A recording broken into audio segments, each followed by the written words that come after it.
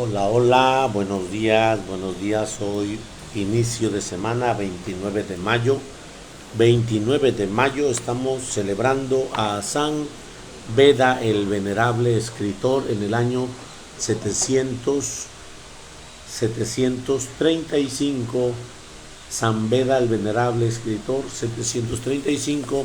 Bendiciones a todos los que en este día cumplen años. Mi hermano, el padre Ángel de Cardel, hoy está cumpliendo años. Dios lo bendiga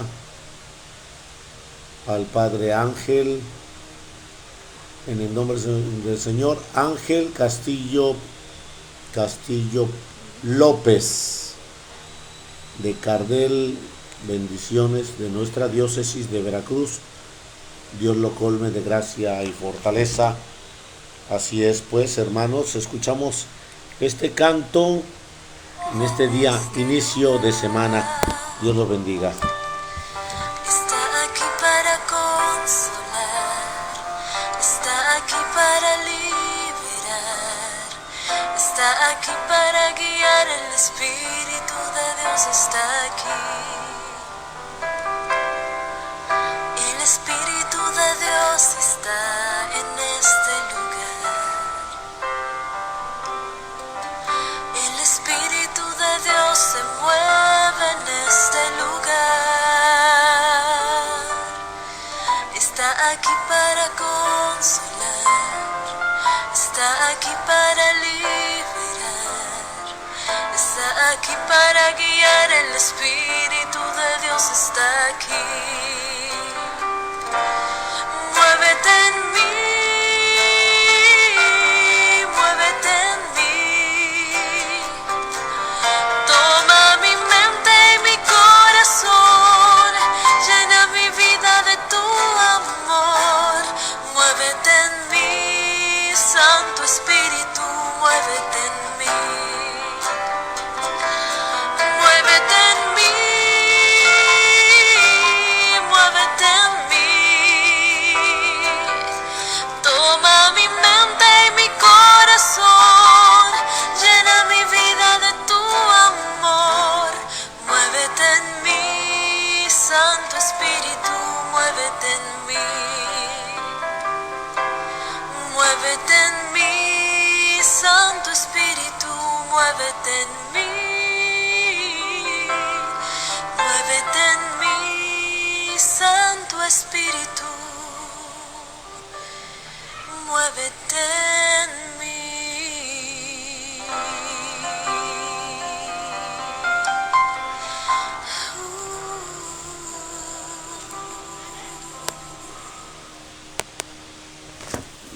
En el nombre del Padre, del Hijo, del Espíritu Santo.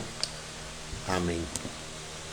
San Beda el Venerable, escritor en el año 735.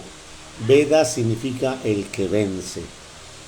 Este es un santo el cual en vida lo llamaban venerable, y al leer sus sermones en las misas, estando él aún vivo, las empezaba así: palabras del venerable Beda. En los libros históricos de Inglaterra narra él mismo los datos personales. Dice así: yo, Beda, siervo de Cristo, sacerdote y monje del monasterio de San Pedro y San Pablo de Inglaterra, nací en este país. A los 7 años me llevaron al monasterio para ser educado por los monjes. Desde entonces he pasado toda mi vida en el monasterio y me he dedicado sobre todo al estudio de las Sagradas Escrituras. Además de rezar, cantar en la iglesia, mi mayor alegría ha sido dedicarme a preparar y a enseñar a escribir.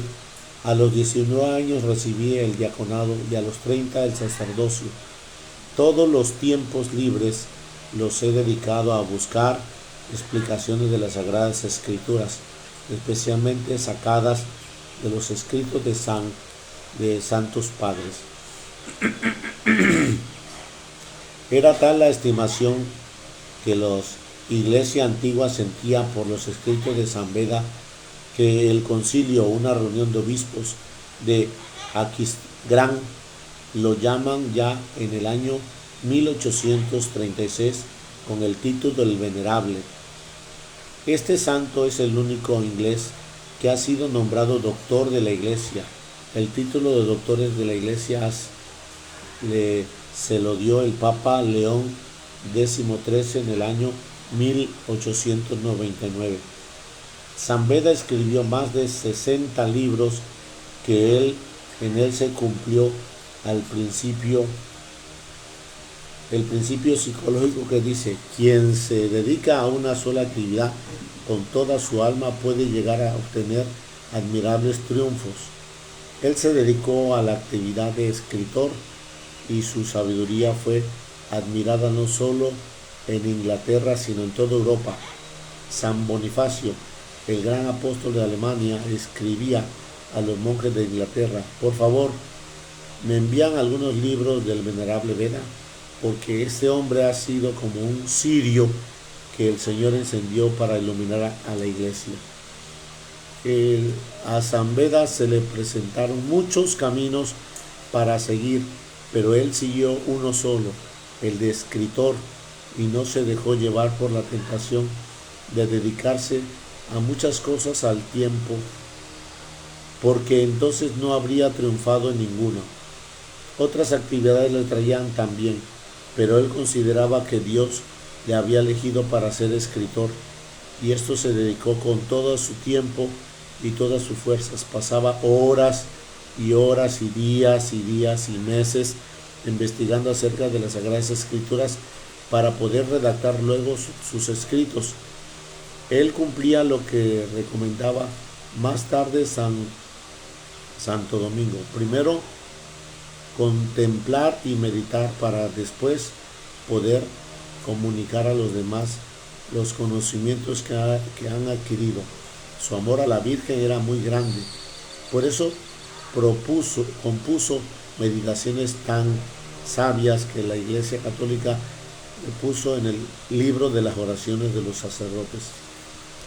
San Beda se daba cuenta de que un sermón lo oyen unas cuantas personas, pero un libro lo pueden leer miles de lectores de muchos siglos después. Por eso escribía y escribía sin cansarse, y se preocupaba porque en sus escritos hubiera arte, de manera que se sentía el agrado de leerlo.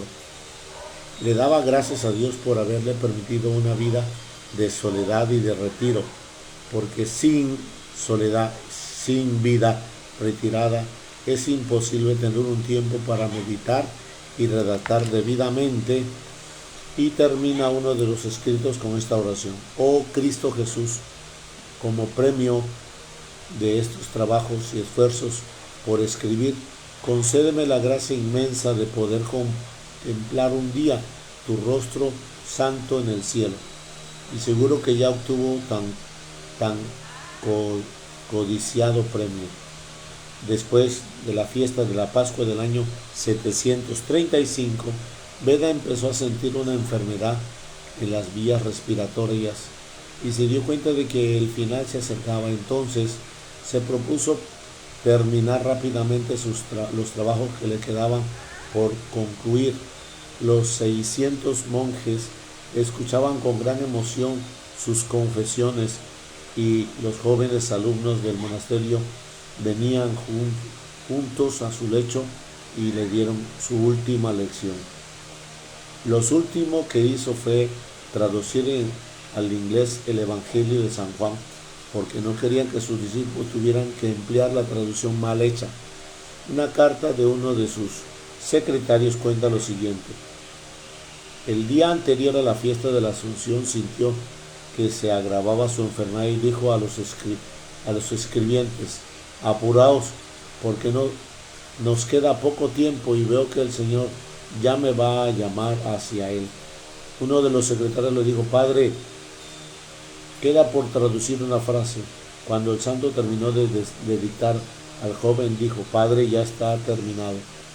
Y él respondió: tienes razón, todo está consumido. Luego llamó a los monjes y les repartió como regalo lo que tenía en la habitación y pidió al enfermero que lo arrodillara allí junto al sitio donde tantas veces había rezado y cantado al Señor, y diciendo emocionado: gloria al Padre, al Hijo y al Espíritu Santo. Expiró santamente. Era el 25 de mayo del año 335. San Beda Venerable, escritor, en el año 735. A ver, dije otra fecha. 735. Este es el monje de Inglaterra que hoy el Señor nos invita a vivir. Bendiciones, Padre Ángel Castillo, todos los que cumplen años, todos los que este nombre llevan, Jesús Santo, bendiciones a todos en el nombre de Jesús. Así sea. Estamos celebrando en la liturgia, estamos celebrando Santa María Virgen, Madre de la Iglesia. Proclamación del Santo Evangelio según San Juan. Gloria a ti, Señor Jesús. En aquel tiempo, junto a la cruz de Jesús estaba su madre, la hermana de su madre, María la de Cleofas, y María Magdalena. Al ver a su madre, Jesús, junto a ella, al discípulo que tanto quería, Jesús le dijo a su madre: mujer, ahí está tu hijo. Luego le dijo al discípulo: ahí está tu madre. Desde entonces el discípulo se lo llevó a vivir con él. Después de esto, sabiendo Jesús que todo había llegado a su término para que se cumpliera la escritura, dijo: tengo sed. Había allí un jarro lleno de vinagre. Los soldados sujetaron una esponja empapada en vinagre a una caña de hisopo y se le acercó a la boca. Jesús probó el vinagre y dijo: todo está cumplido. E inclinando la cabeza, entregó el espíritu. Entonces los judíos, como eran el día de la preparación de la Pascua, para que los cuerpos de los ajusticiados no se quedaran en la cruz el sábado, porque aquel sábado era un día muy solemne, pidieron a Pilato que le quebrara las piernas y les quitara la cruz y lo quitaran de la cruz. Fueron los soldados, le quebraron las piernas a uno, luego al otro, de los que habían sido crucificados con Jesús. Pero al llegar a él, viendo que ya había muerto, no le quebraron las piernas, sino que a uno de los soldados le traspasó el costado con una lanza, e inmediatamente salió sangre y agua. Palabra del Señor. Gloria a ti, Señor Jesús. Bueno, pues familia, en esta mañana de lunes, que el Señor nos está regalando esta fracción del Evangelio de San Juan, nos habla sobre el tema de Mamá María en la iglesia. Estamos viendo que Jesús está junto a la cruz está María, la madre de Jesús. Está porque el nombre de María era y sigue siendo muy común en ese caminar. Entonces, cuando escuchamos que ahí está la hermana de la hermana de María, María la de Cleofas y María Magdalena, escuchamos cómo es que van acompañándose en el duelo, un sentido de solidaridad, un sentido de no te voy a dejar sola. María está acompañada de esas mujeres que están al pie de la cruz mirando todo el suplicio del dolor, y dentro de ellos asumiendo el dolor que le toca a María como iglesia, como madre de la iglesia. Ese dolor que está mirando en la cruz es el mismo que les estamos provocando a María cuando nosotros no obedecemos el camino de Jesús, su Hijo. Ese dolor volvemos a repetírselo cada día que nosotros con nuestra desobediencia se va llevando a cabo ese mal vivir nuestro. Pero ahí está María, ahí está con ese espíritu de gracia y bendición, ahí está con ese encuentro de su presencia. Las otras mujeres que son acompañantes no se hacen ajenas al dolor, asumen el dolor al pie de María, la madre de Jesús. En ese momento, cuando Jesús observa que ya no tiene nada que detenerse en su cuerpo, que ya no tiene nada que ofrecerse en su cuerpo, observa el sentimiento de María, un sentimiento profundo de amor, y observa el sentimiento profundo del Hijo, un sentimiento de ese Hijo que más ama. Escuchen cómo dice el evangelista mismo que escribió. Sabiendo Jesús que había llegado a su término, que se había cumplido todo, dijo: tengo sed.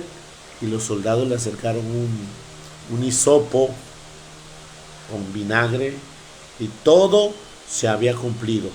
Una vez que cumplió, él entrega en ese contexto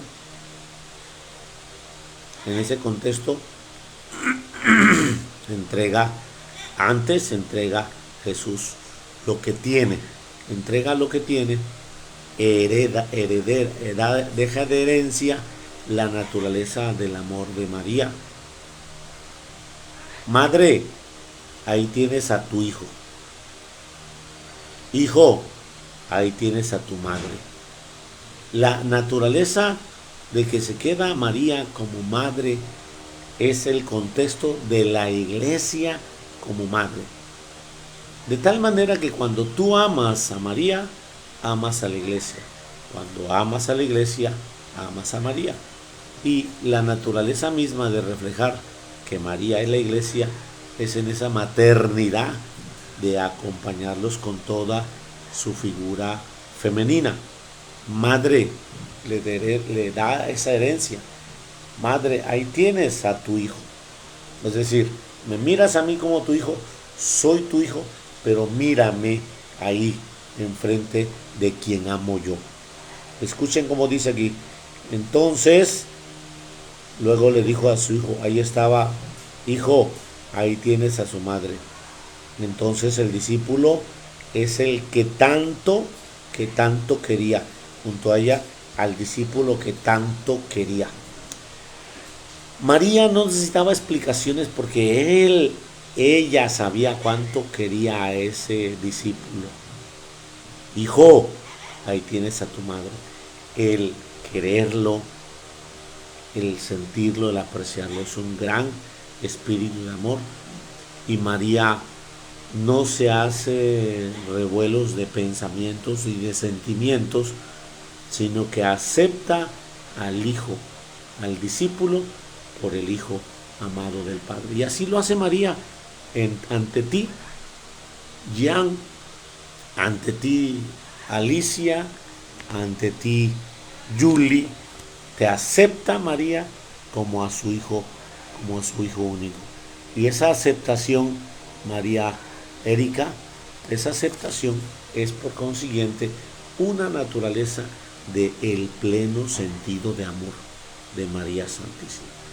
Por eso mismo vemos que ahí ya se cumple toda la Escritura. Así que el amor de nuestra Madre María es un amor con plenitud, un amor que no tiene vueltas, un amor que tiene esa profundidad de su gracia y de su bendición. Mujer, ahí tienes a tu hijo. Hijo, ahí tienes a tu madre. Y por ese acentuar, estamos hoy celebrando a Santa María Virgen, Madre de la Iglesia. Escuchemos cómo es que ese título se le fue dando a nuestra Madre. Se tributa a Santa María Virgen el título de Madre de la Iglesia, ya que ella misma, habiendo engendrado a Cristo, cabeza de la Iglesia, antes de que el Hijo entregara el Espíritu en la cruz, también fue hecha Madre de los redimidos. El Papa San Pablo IV confirmó solemnemente que este mismo apelativo en la elocuencia de los padres del Concilio II. Y el 21 de noviembre del año 1964 se estableció de que ahora en adelante la Madre de Dios sea honrada por todo el pueblo cristiano en este grandísimo título que es Madre de la Iglesia. Bueno, pues el acentuar el Evangelio de San Juan, que en este día lunes, en este inicio de semana nos regala, es el acentuar que nuestra Madre acepta a Juan, el Hijo amado, el discípulo amado, cual Jesús ama con plenitud y lo acepta con esa profundidad.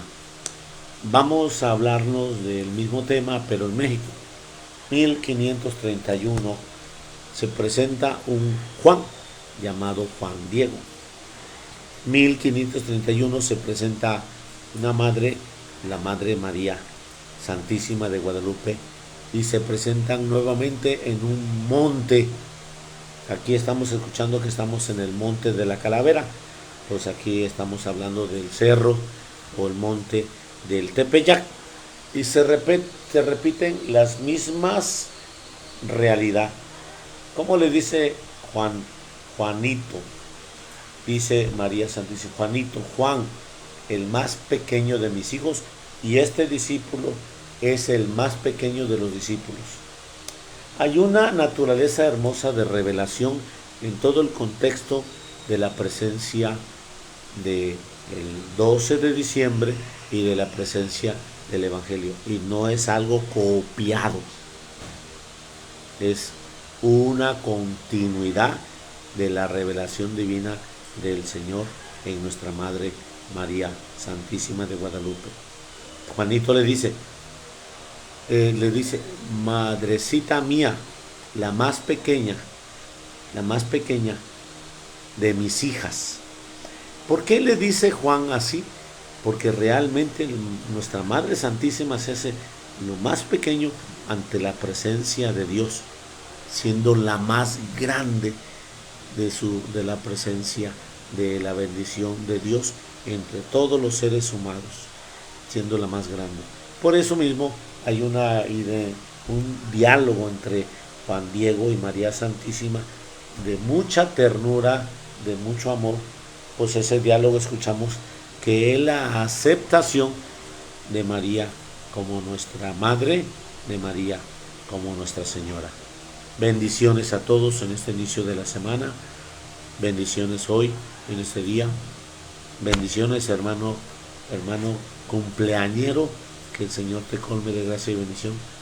Bendiciones a todas en el Señor. Feliz inicio de semana. Que el Señor los colme de gracia y bendición. En nombre del Padre, del Hijo, del Espíritu Santo. Amén. Feliz lunes para todos. Nos vemos al rato en la celebración. Dios los bendiga.